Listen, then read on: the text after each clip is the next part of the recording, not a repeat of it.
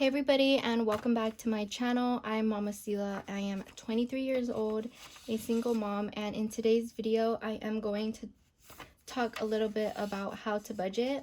I am no way, shape, or form a financial advisor or anyone with that title, and I just want to let you guys know I am only talking from my personal experience and in the hopes to help you guys with my tips and advice. I didn't find the finance community once I turned 18. I actually found, I guess, the community when I was 20 years old, and I am so glad that I did.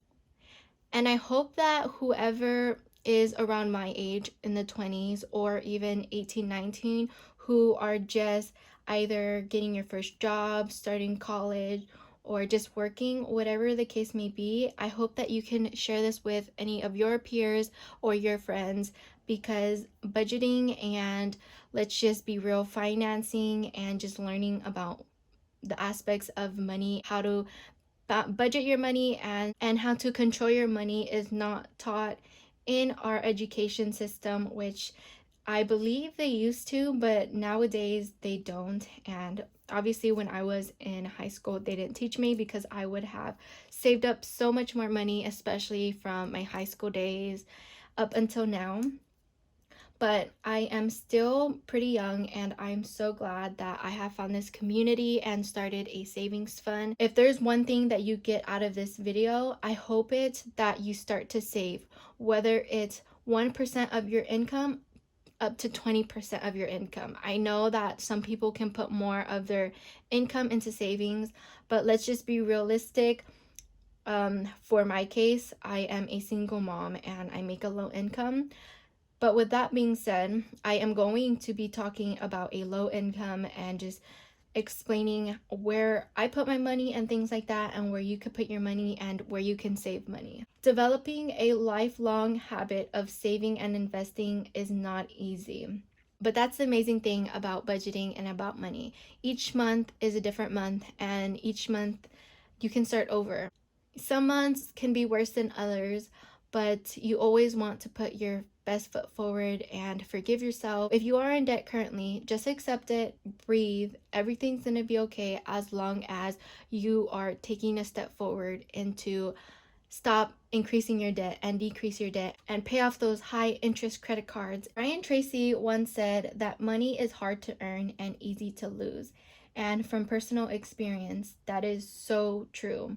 Before I found the budgeting community, I didn't even know where I was putting my money. I would get paid, and then not even a week or so, I wouldn't have any money.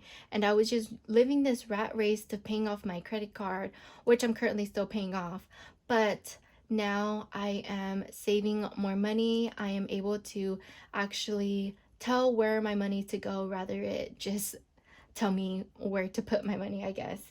So set a goal, write it down, make a savings plan, work on it all the time. Your income, your budget, and your goals are going to be constantly changing as the months go on, if your income increases or decreases and things like that. But it is severely needed to write down your goals and also your savings plan. So the first thing I want to talk about is your savings goal or savings plan. Let's put savings plan. Put saving plan. Okay.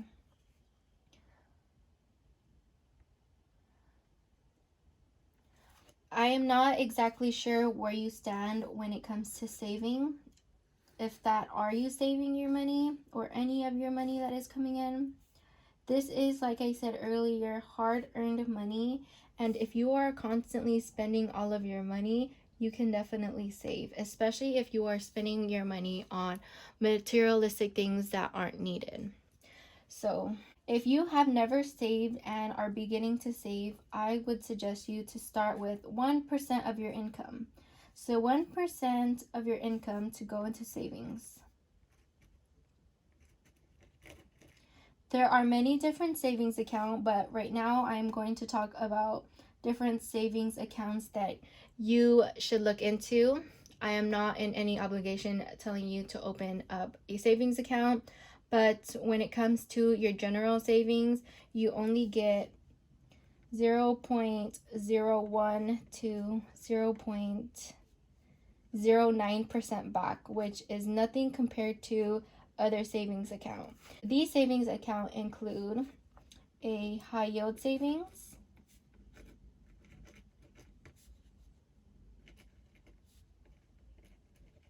a Roth IRA, a CD account, a money market, and I believe there are a few more, but these are the ones that I would look into if I were just to first start savings. See what options best fits your needs.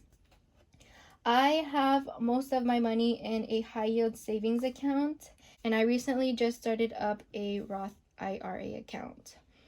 I believe when it comes to your Roth IRA, they don't tax you because it's already taxed every year. So when you turn 65 years old, whatever is in your Roth IRA, they won't tax it and you would get that full amount.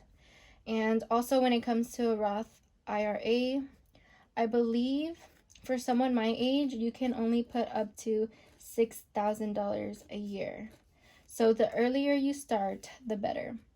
When it comes to your high yield savings, I believe right now the percentage of money you would get back in return is 1%. But it does range, and it can range, I think, up to 2% or something like that. Depending on where you put your money into whatever high yield savings account, because there's so many, that percentage could potentially be more. When it comes to CD and money accounts, there's also a percentage back due to the circumstances with our economy right now. I believe these are actually all at 1%. But with different banks, some are more, some are less. After you figured out where to put your savings, the next thing you're going to figure out is how much you're going to save. If you are just beginning to start off your savings journey, I would suggest doing only 1% into your savings account. But if you have more money left over, I would suggest to put up to 20% if you can. And let me just say that delayed gratification is so much more rewarding than instant gratification. After you wrote down your savings plan, the next thing you're going to write down are your goals.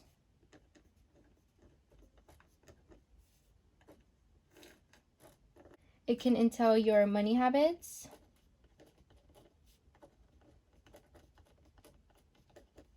it can entail your lifestyle,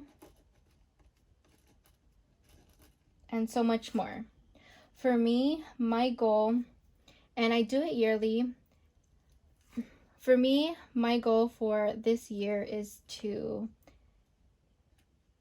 intentionally spend. Another one of my goals is to save $5,000 this year. Another person's goal, which I'm just going to write down for the sake of this video, is their goal is to move out. But when it comes to moving out, you need money and you need a savings. And to save money for, let's say, furniture. Another goal can just be being financially free.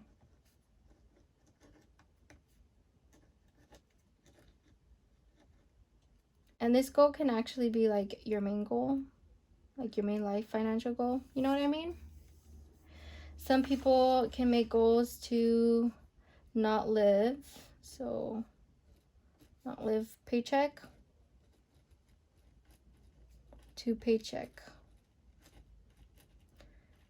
So this requires slowing down your expenses, or it can entail increasing your income. After you figured out your goals, Now you are going to dive into your personal income.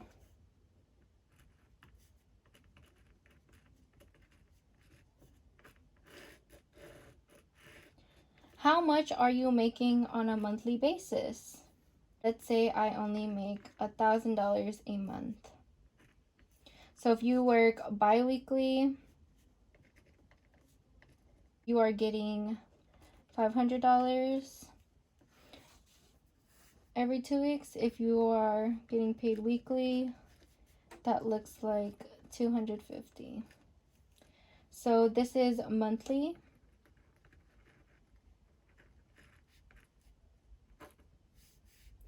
And that is what we are going to work with, right?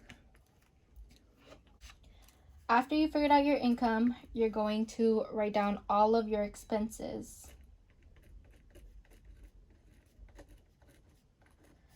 And this also can entail your 4 walls. Your 4 walls are basically what keeps you afloat, what you need for your lifestyle and things like that. So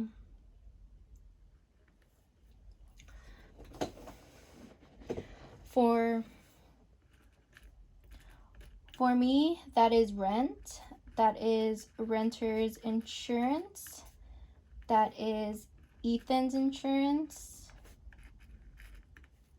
that is, what else? The electric bill. Let's put Wi-Fi.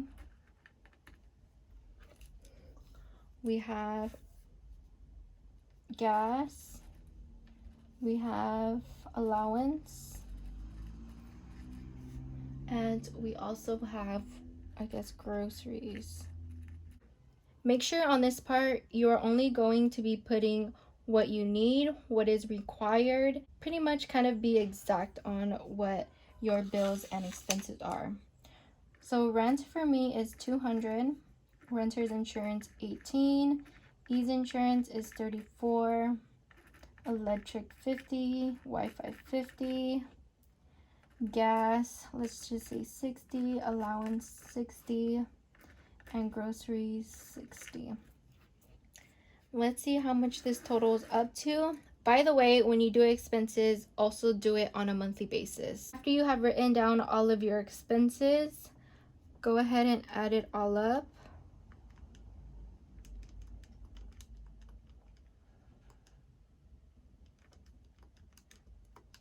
So my total comes out to be $532. After I come up with this, I'm going to subtract it from 1,000. My leftover remaining should be $468. The next thing I want to dive into are your variable expenses.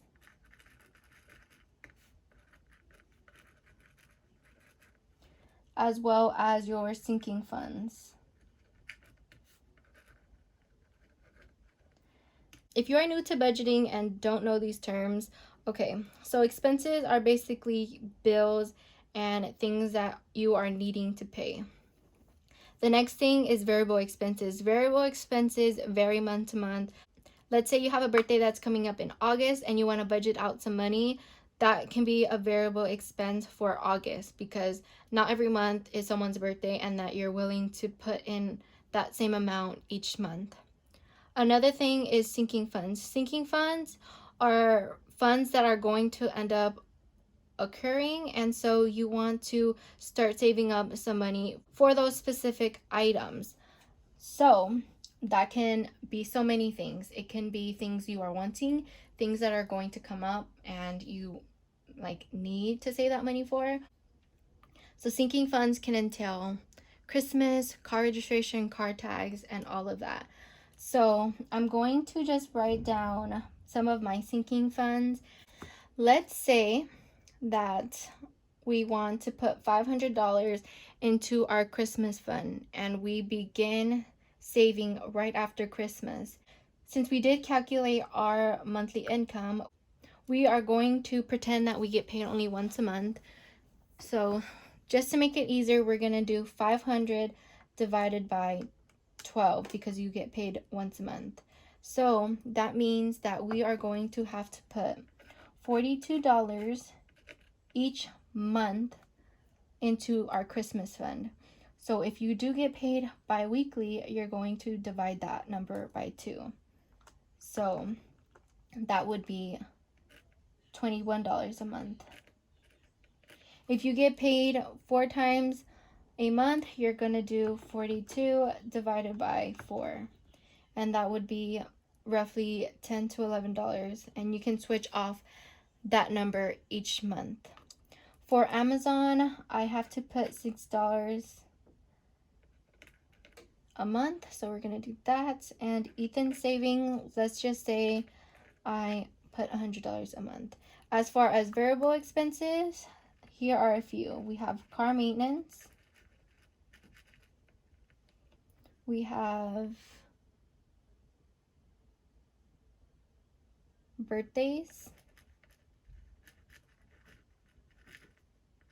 And there are a few more, but I'm just going to leave it at 2. Say for car maintenance, we're going to put $50 this paycheck. And for birthdays, we are also going to put $50 this paycheck. When it comes to variable expenses, those numbers can differ each month, but sinking funds are more of a set number you are putting out to that fund. Now we're going to add everything up. We have Christmas, 42, Amazon, 6, Ethan savings, 100, car maintenance and birthday, 100. So this totals up to be $248.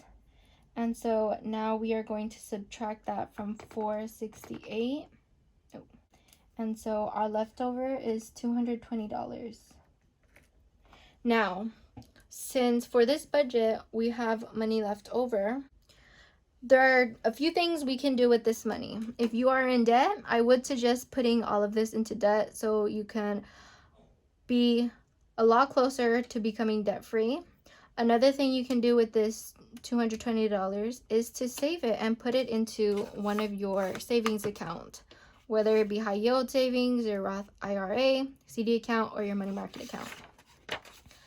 The next thing you can do is to start another sinking fund or sinking funds. With that being said, it's all honestly up to you. Depending if you are in debt right now, I would highly suggest just putting this money into your credit cards. This would be considered a debt snowball because you are paying more than just the minimum payment into your credit cards. But if you are not in any debt, then go ahead and figure out what you want to do with that money, whether it is to save half of it or to go ahead and put some of this into sinking funds and fulfill some of your sinking funds, which you can potentially do. If in my case I had $220, I would put it to both savings as well as sinking funds.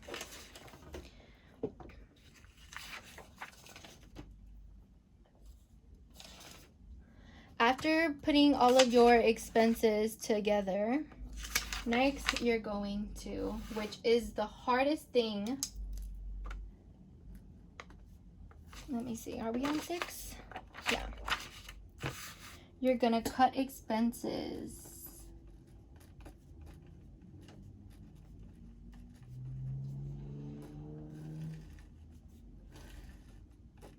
Whether you are in debt or not, this is a great thing to do to reassess where your spending is going and hone in on things you want to cut down and be frugal about.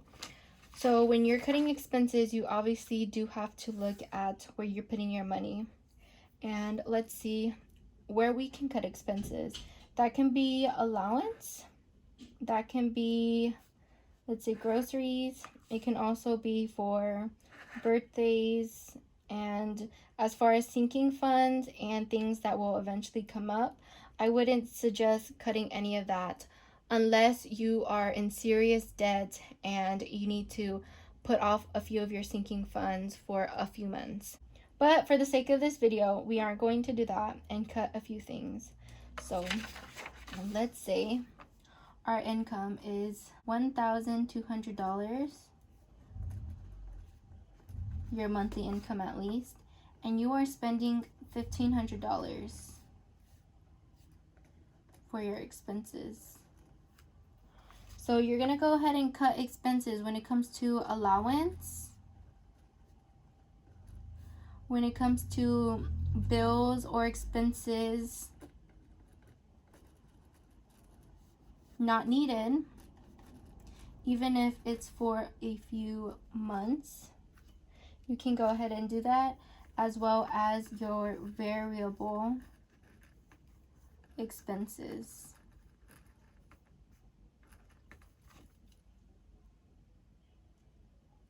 When it comes to cutting your expenses, it can be hard. But as long as you are patient, you are disciplined, and you hold yourself accountable, it will work out. So please be intentional and be careful when you cut your expenses. You also don't want to cut too much of your expenses, because just let's say if you definitely stop giving yourself an allowance, you might eventually splurge, which is a no-no. Splurging is so bad, and so many people are tied onto this thing when it comes to being stressed out, when it comes to retail therapy.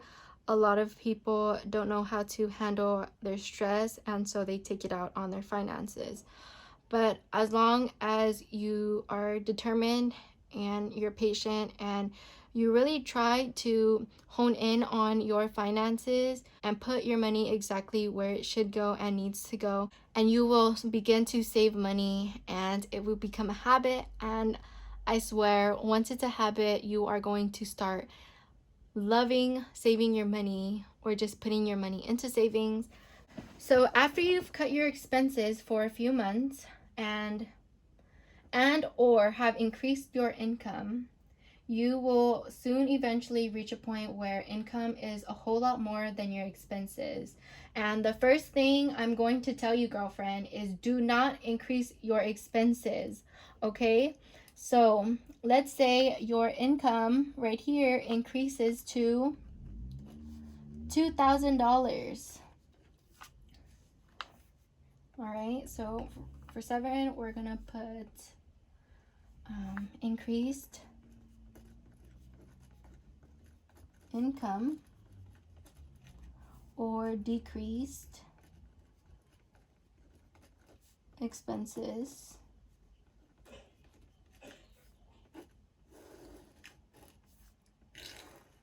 That is going to mean that you have more money.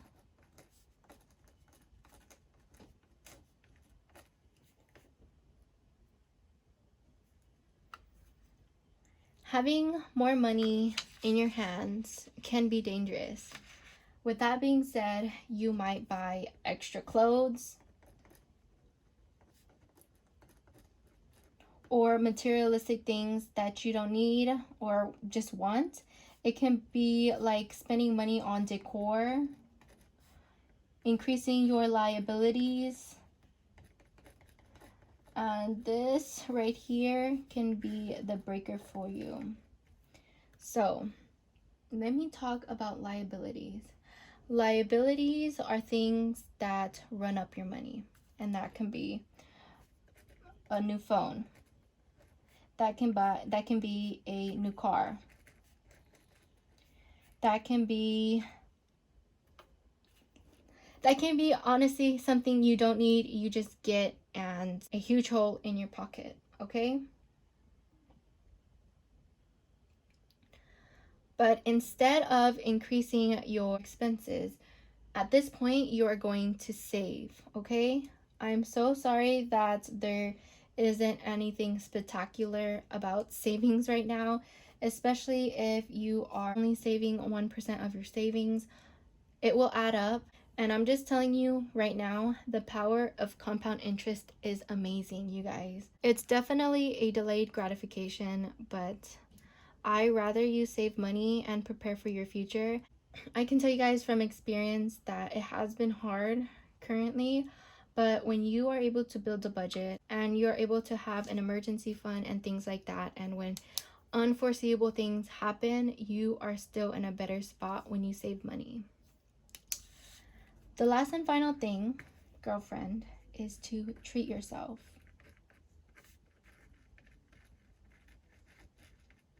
Right? And yes, I said it. Go ahead and purchase something, but not go overboard. It can be something as simple as getting a face mask. And obviously, I mean like self-care. Or get your nails done. You can even get dinner for your family at a restaurant.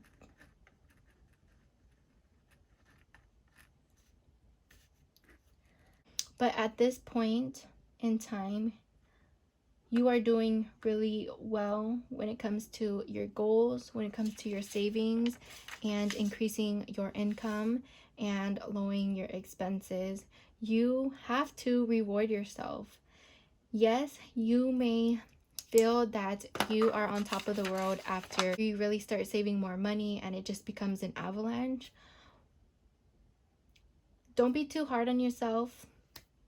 Go ahead and purchase something that is going to make you feel good. Maybe replace a pair of pants for a more quality pair of pants. And or let's say you started budgeting and you're just using pen and paper. Maybe you can go ahead and purchase a sticker kit or something like that. But with that being said, I hope you guys enjoyed this video and got an insight of how to budget if you are new to budgeting and got some tips. Let me know what else you guys would like to see on this channel in the comments down below, and I will see you guys in my next video. Bye guys.